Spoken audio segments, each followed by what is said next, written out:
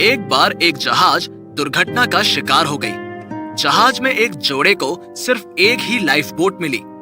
पति ने समझा एक लाइफ बोट में एक ही सवार हो सकता है। आदमी ने अपनी पत्नी को जहाज में छोड़कर खुद बोट में कूद गया।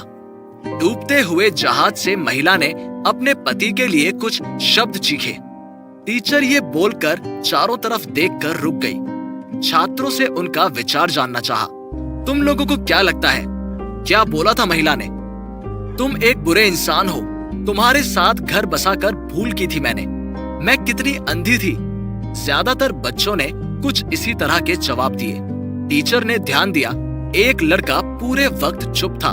उसकी राय पूछी तो उसने जवाब दिया, सर मेरा ये विश्वास है महिला ने बोला था हमारे बच्चे का ध्यान रखना। ताज्जुब होकर टीचर ने कहा, तुमने ये कहानी पहले भी सुनी है ना?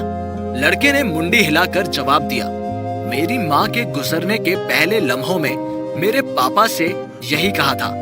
टीचर बोली, तुम ठीक कह रहे हो। जहाज डूब गया और आदमी ने घर आकर अकेले लड़की को पालकर बड़ा किया। आदमी के गुजर जाने के कुछ ही दिन बाद उनकी बेटी को एक डायरी मिली। उसमें से उसने ये जाना कि जहाज डूबने के पहले ही उसकी माँ को एक जानलेवा बीमारी थी।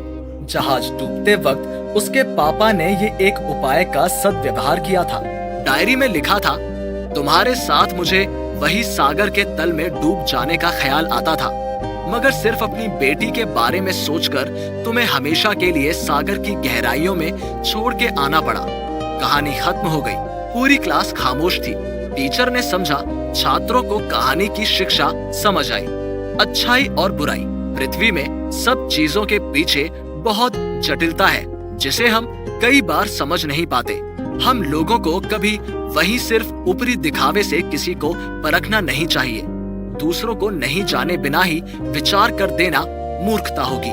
जो खाने का बिल हमेशा खुद देना चाहता हो, उसका मतलब ये नहीं कि उसकी दौलत बेशुमार है, लेकिन वो दोस्ती को पैसे से ज्यादा कीमती समझता है। जो पहले से ही वो काम कर लेता है, इसका मतलब ये नहीं कि वो नासमझ है, लेकिन वो जिम्मेदार है।